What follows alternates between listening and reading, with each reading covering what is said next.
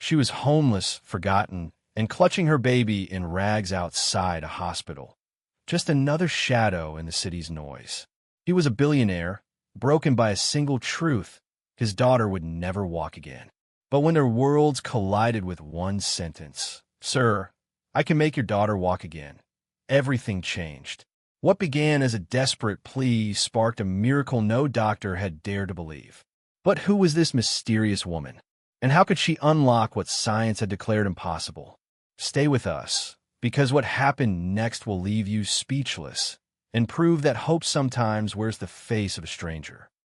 The wind howled through a cracked window in the tiny apartment on the third floor of a crumbling building. Emily sat on the edge of a mattress laid directly on the cold floor, her back curved, arms wrapped around her crying baby. The room, once warmed by the scent of her husband's morning coffee and their shared laughter, now echoed with silence. An aching kind of silence that felt louder than noise. 6 months ago, her husband, Daniel, had kissed her forehead and promised to be back by dinner. He never returned. The accident came swiftly: a drunk driver, a rainy night, and a twisted piece of wreckage that changed everything. His funeral was brief. There wasn't enough money for anything more. Emily tried. She reached out to old clients, handed out flyers, even stood near wellness centers offering low-cost therapy sessions. But no one wanted a chiropractor without a clinic or a license freshly renewed. And acupuncture? In this city, people wanted prescriptions, not needles. Bills piled on faster than time passed. When her landlord banged on the door one last time with a final warning, Emily already knew what was coming. He didn't shout. He didn't need to. The notice taped to the peeling paint of the door spoke louder than any words. Eviction final. 48 hours. She stared at it blankly before turning back inside.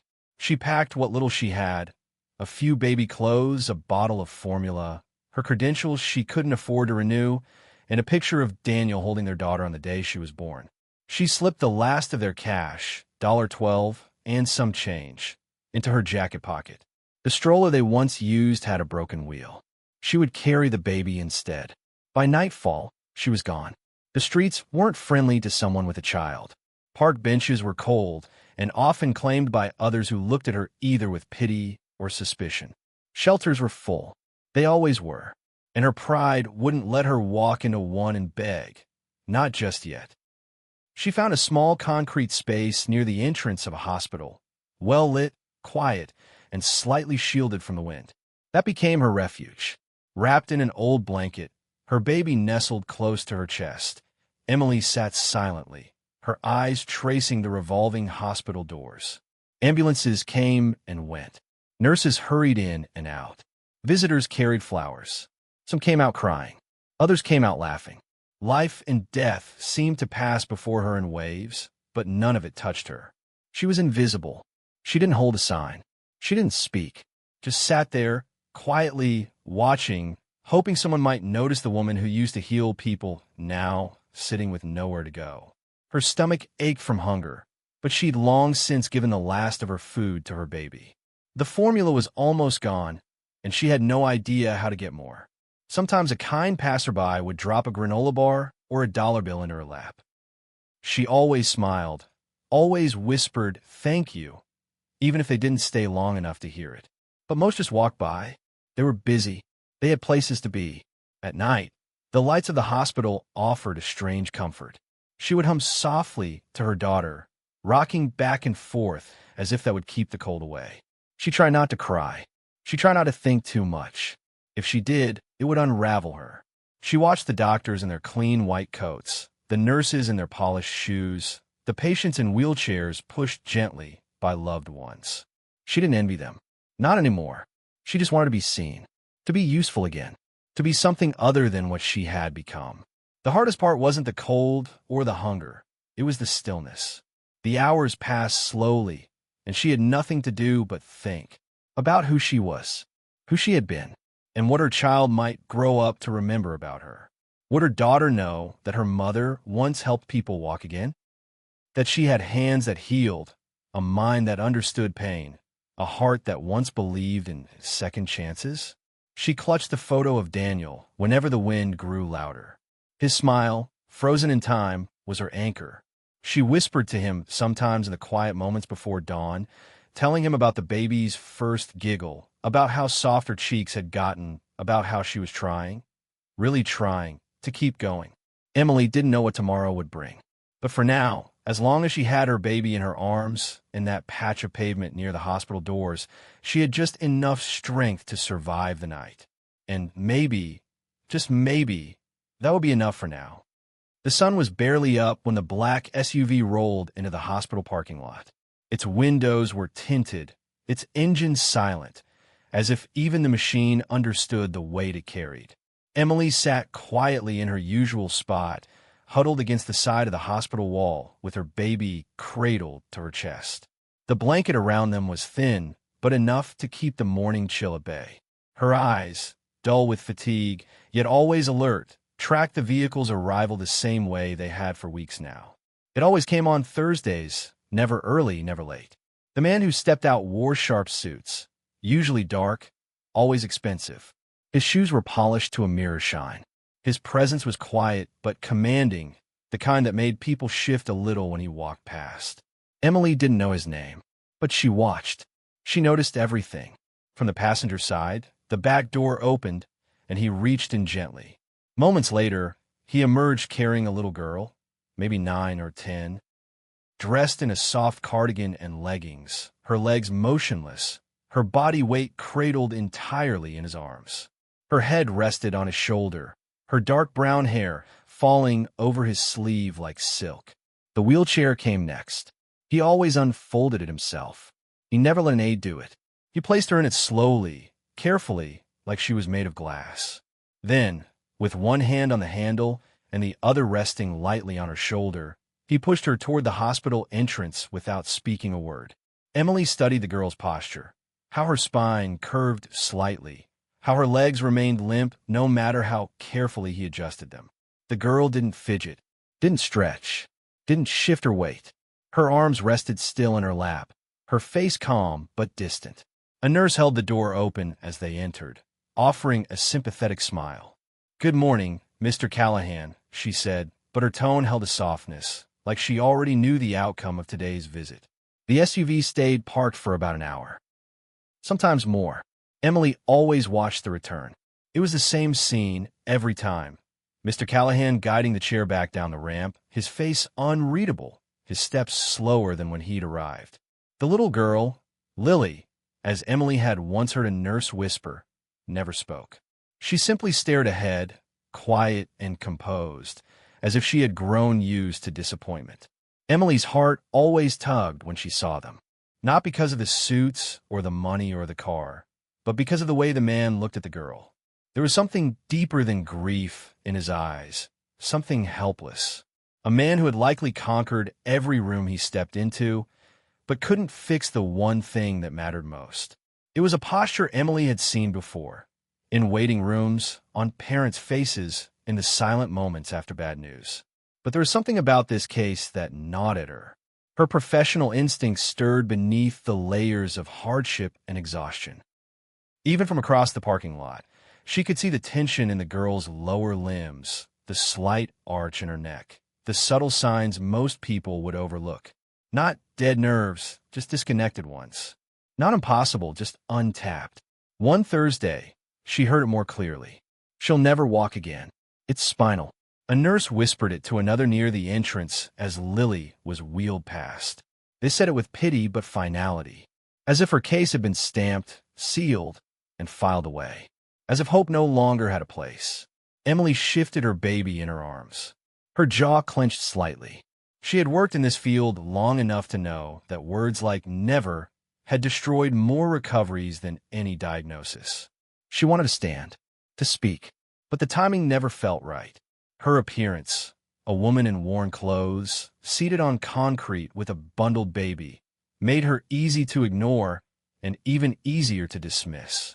So she waited, and she watched. Every week, like clockwork, she studied the way Mr. Callahan rubbed his forehead after talking to the doctors. She noticed how Lily's feet twitched ever so faintly when sunlight warmed her skin, and she paid attention to every subtle pattern, Every missed opportunity the experts had likely given up on. Not because she was nosy, but because healing was in her blood, in her bones. No matter how much life had taken from her, it had never taken that. And though she had nothing, not a roof, not a job, not even a proper pair of shoes, Emily still carried something priceless. The knowledge that sometimes what others deemed impossible just needed the right hands to believe again. She didn't know how. She didn't know when. But deep in her gut, Emily knew. The girl in the wheelchair didn't belong there forever. The morning air bit at Emily's cheeks, the kind of sharp cold that sliced through layers and made bones ache. She adjusted the blanket wrapped around her baby, nestling the little one closer to her chest. The sidewalk beneath her was still damp from the night's frost, and steam rose faintly from the hospital vents nearby. It was Thursday. She knew the sound of the black SUV's engine by now. Low, smooth, expensive. Her eyes lifted without thinking, tracking the vehicle as it glided into its usual space near the front entrance. The same rhythm, the same steps. Mr. Callahan emerged, dressed in a charcoal coat with leather gloves, his eyes shadowed by fatigue and resolve. He opened the passenger door and lifted Lily into his arms like she was made of porcelain. Emily watched quietly, her heart thudding a little harder this time. There was something different today, not in them, but in her. A restless stirring that had been building week after week.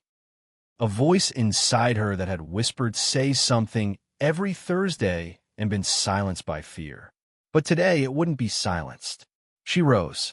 It was instinct, not decision. One slow step forward, then another.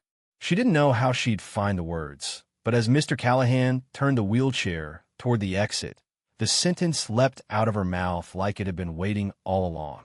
"Sir, I can make your daughter walk again." Her voice cracked just slightly, but it was clear. It carried. Mr. Callahan stopped mid-step. The wheels of the chair paused on the ramp's edge. His eyes turned toward her slowly, brow furrowed, uncertain if he'd heard correctly. "I'm sorry," he said, voice flat and cautious. Emily swallowed, tightening her grip on her baby. "Your daughter.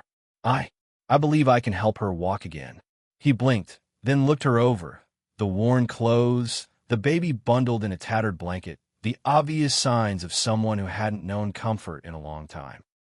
He gave a short, dry laugh. It wasn't cruel, just tired. "Look, I appreciate the sentiment," he said, moving to push the wheelchair again. "But I have a team of specialists who've already given their answer." Emily didn't flinch. "I'm not guessing," she said firmly. "I am trained. I was a chiropractor, a specialist in therapeutic acupuncture. I've seen this before. I know what to look for." Mr. Callahan stopped again, this time with a sigh of frustration. "Do you think I haven't tried everything?" he said, turning toward her now fully. "We've been to 4 countries. We've seen top surgeons, rehabilitation experts, neurospecialists. And now you're saying, what? You, standing outside a hospital with no roof over your head. You know something they don't?" "I'm not claiming a miracle," Emily said gently. "But I see movement in her legs, in her posture. It's faint, yes, but it's there. She's not paralyzed. She's disconnected. And if you give me just one chance, 1 minute, I can show you." Mr. Callahan looked down at Lily, who sat silently in the chair, watching the exchange with quiet, wide eyes. Then back at Emily. He wasn't angry, just weary. "You really believe that?" he asked, his voice quieter now. Emily nodded. "Do." He hesitated, then glanced around. A security guard near the entrance watched them closely, but didn't move. A breeze lifted Emily's hair slightly. The moment hung in the air like something fragile about to shatter. Finally, he stepped back from the wheelchair. "You get 60 seconds, he said, voice firm. "That's all." Emily nodded, her hands trembling not with fear, but with purpose. She gently set her baby down in a folded blanket beside her on the pavement, close enough to keep within reach. Then she knelt in front of Lily. "Hi," she said softly. "I'm Mimidi. May I touch your legs?" Lily glanced at her father. He nodded. Emily's fingers moved with experience, not hesitation. She pressed lightly at pressure points along the girl's knees, then her calves. She rotated her ankles gently, carefully, watching for resistance, for reaction. Then she shifted her weight, stimulating the area just below Lily's spine with 2 fingers. Light pressure, rhythmic, deliberate. For a second, nothing. Then, Lily's right leg twitched. Not much. A small jerk. But it was real. Emily looked up. Mr. Callahan's mouth parted slightly, eyes wide. Another twitch, this time from the left. Then a subtle flex of the toes. Mr. Callahan took a step forward, his voice caught in his throat. That's not. Emily looked up at him calmly, her hands still in motion. She can feel this, and her body is responding. He didn't move, didn't speak. He just stood there, completely frozen.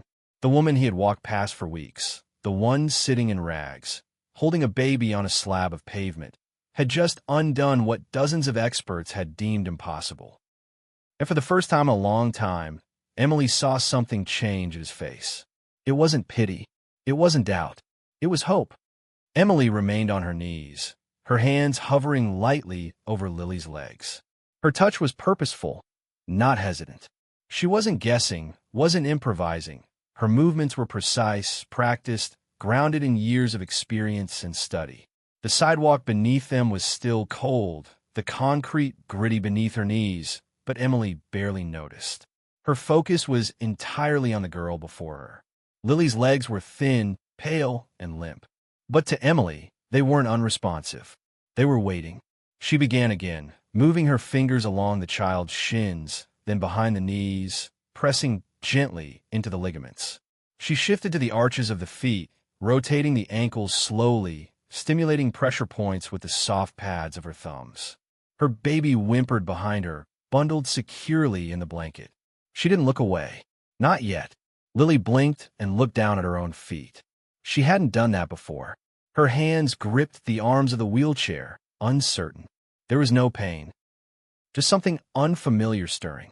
Emily leaned in closer and placed her fingers just below Lily's kneecaps. She paused, breathed, and gently applied rhythmic pressure. A twitch. Lily's toes flicked. Then, a second twitch. Her left foot this time. Subtle, but undeniable. Mr. Callahan made a sound. A gasp caught halfway between disbelief and hope. What was that?" he asked, stepping forward. Emily didn't look up. "Just watch," she said softly. She moved to the joints behind Lily's knees, using her knuckles to gently activate deeper pressure points along the sciatic nerve route. The body always remembered more than people thought. It just needed help remembering how. Suddenly, Lily's right knee jerked slightly.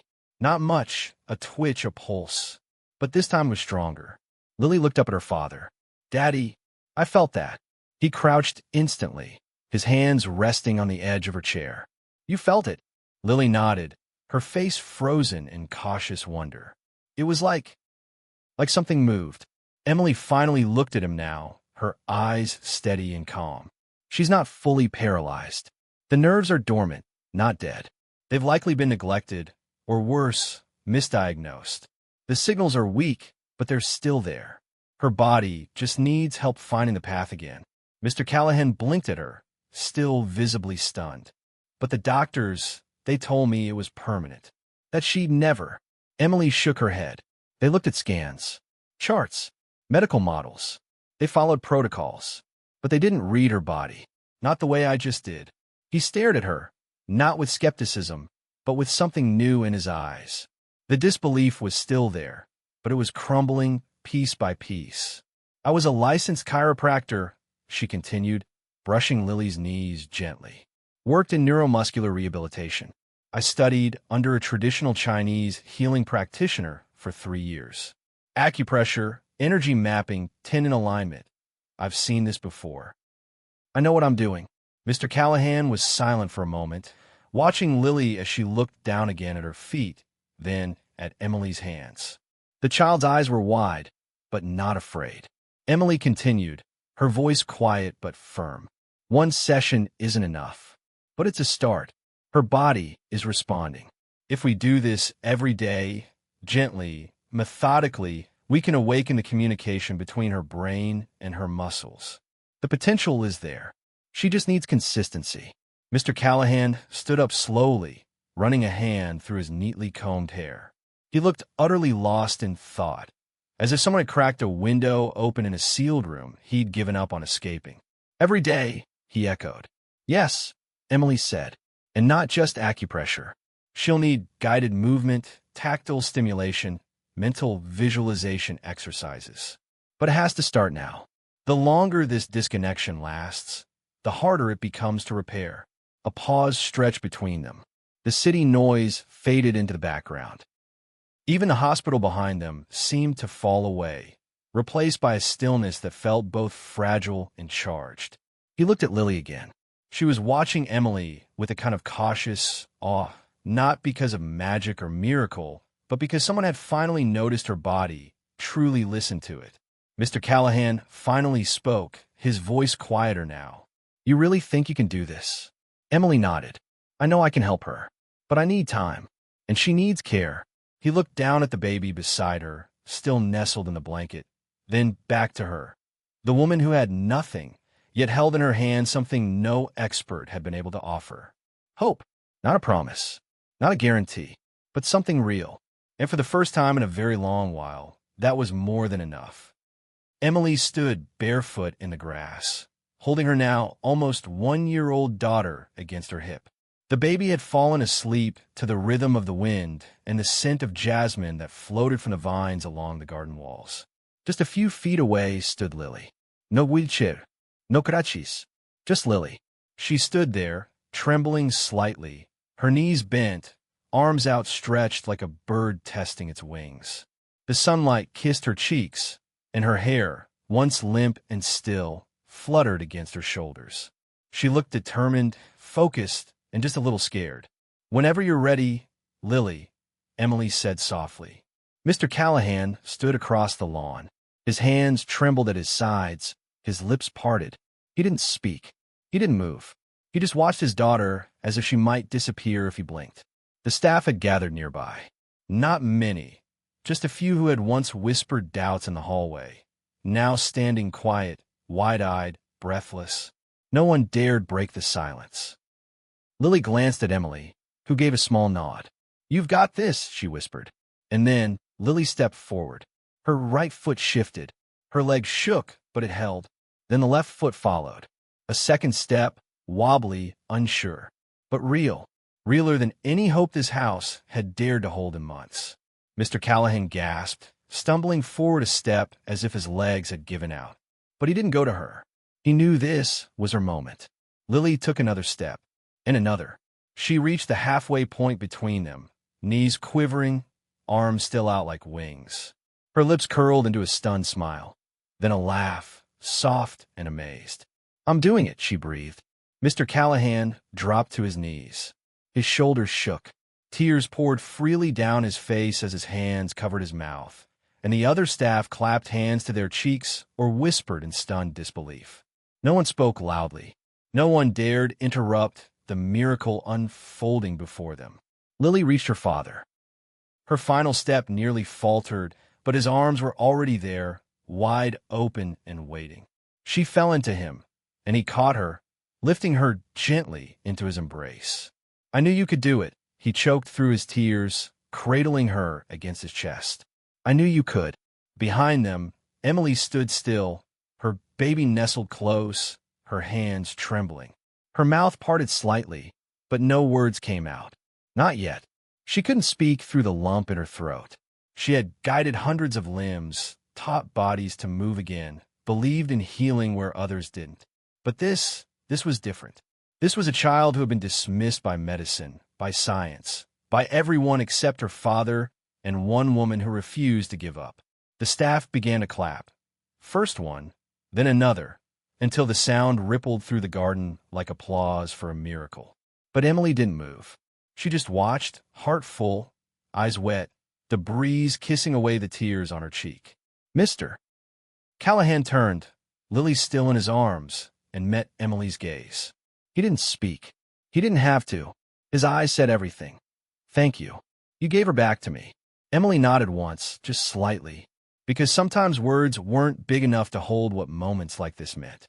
And this moment, this one, would live in every heart that witnessed it for the rest of their lives. The sun shone brightly on the polished glass doors of the newly constructed building, its modern frame accented with soft pastel hues and flowering vines woven along the fencing. A simple white banner stretched above the entrance, the Emily Hope Center. A small crowd had gathered on the neatly trimmed lawn, parents, children, local reporters, and staff in crisp uniforms. At the front stood a ceremonial red ribbon, gently fluttering in the breeze. A podium had been placed nearby, but all eyes were on the woman standing just beside the entrance. Emily. Her long dark coat shifted with the wind, her eyes bright but glassy. In her arms, her daughter clung sleepily to her neck, thumb tucked in her mouth, her curly hair now longer, softer. Emily hadn't slept much the night before, not from nerves, but from disbelief. Even after all she had witnessed, part of her still couldn't believe she was here. Not on the sidewalk, not sleeping on concrete, but standing in front of a building with her name carved into stone. Just beside her, Mr. Callahan offered a quiet smile, his hand resting gently on Lily's shoulder. The little girl, now taller, stronger, beaming with life, clutched a pair of golden scissors.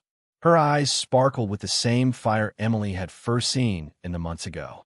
Only now, that fire was no longer fighting to be seen. It shone freely. Mr. Callahan stepped to the mic briefly. "There was a time," he began, his voice steady, "when I thought hope was something money couldn't buy and science couldn't promise. And then I met someone who reminded me that healing doesn't begin in hospitals or textbooks. It begins in faith, in hands willing to try when no one else will. Today, we open this center not just in her name, but in honor of every child still waiting to be seen."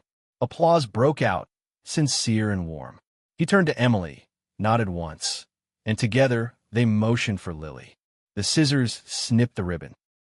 A cheer rose from the crowd as the fabric fell to the sides and the doors were pushed open. Inside, light filled the rooms like something sacred. Wooden floors, child-friendly colors, and equipment lined the walls. Not cold and clinical, but comforting, thoughtful.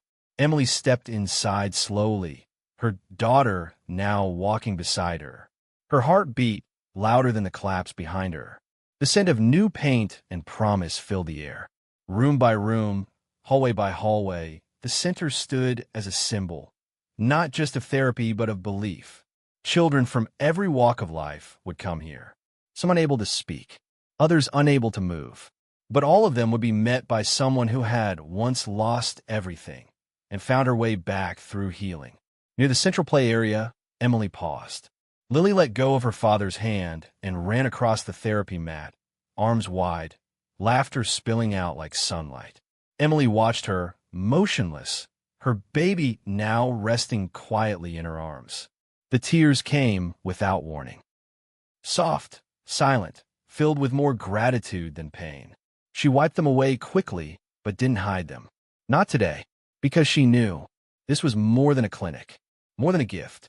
It was the answer to every silent prayer she had whispered into the cold. A second chance, multiplied, not just for her, but for so many others. And as Lily's laughter echoed off the walls, Emily stood taller, smiling through her tears. She had found her purpose, and had found her right back. If this story touched your heart, like, share, subscribe, and turn on the notification bell for more powerful, soul-touching stories that restore faith in humanity.